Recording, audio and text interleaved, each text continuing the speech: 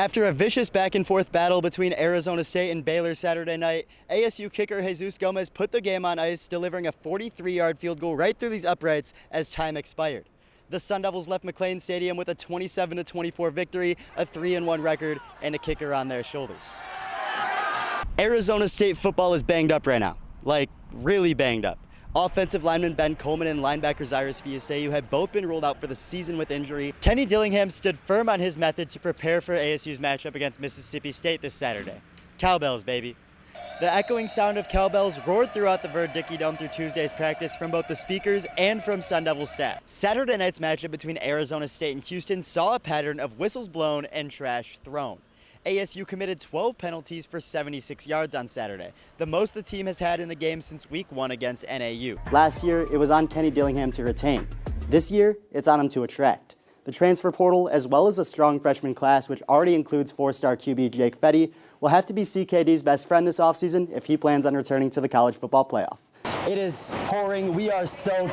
It's a fun one. There might be a monsoon tonight. That's something to look out for. And Keenan, another thing to look out for is this TCU offense, especially their quarterback, Josh Hoover. Him and QB Sam Levitt are being regarded as one of the top QB wide receiver duos in the nation. They just signed a pretty sweet Adidas deal. Maybe gives them a little bit of swagger, confidence going into the year. But those aren't the only offensive weapons for ASU. Arizona State safety Miles Ghost Rouser has been a standout for the Sun Devils in his 2 seasons in Tempe.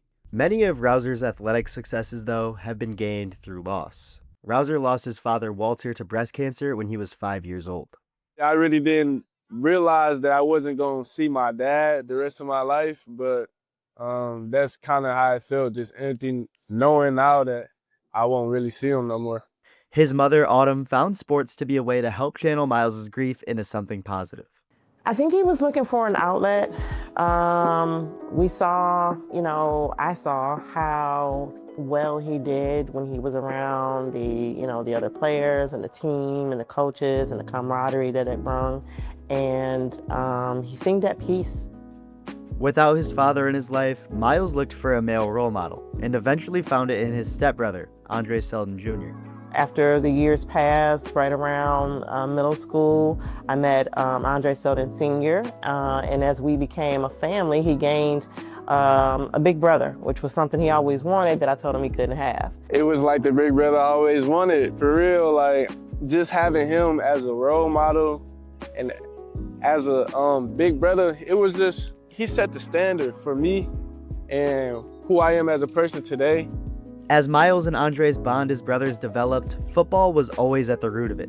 From playing high school ball together at Belleville High School in Michigan to eventually ending up back on the same field at New Mexico State, the brothers had undeniable chemistry.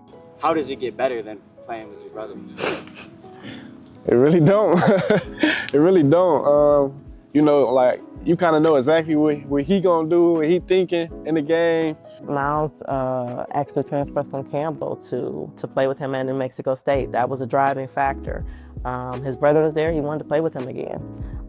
Them two playing together on the same field was like a 1-2 punch. After their year together at New Mexico State in 2023, Miles and Andre went their separate ways, with Miles going to Arizona State and Andre committing to TCU.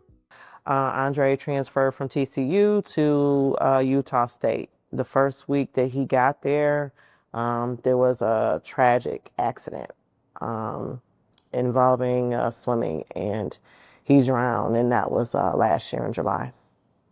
More so shocked and surprised, just like the person he was and what he did and how he was a role model for me. I never thought he would be gone. Just every emotion that you could possibly think of. He wasn't just a great athlete, he was a great person. Following Andre's loss, Miles would dedicate his 2024 season to his late brother, a breakout year for him which resulted in a Big 12 championship for ASU. I'd say it was everything. Like, my why was that for last year. You still have to grieve, you still have to process everything. And so I remember having a conversation with him, and it was like, I'm gonna dedicate my season to him. I'm gonna make sure I leave everything out there on the field for him. Now, looking ahead to 2026, Rouser and his family want to honor Andre by sharing his love of football with the next generation. When he was on that field, his goal was that there's not going to be any completions on him. And that's the name of the foundation, no completions.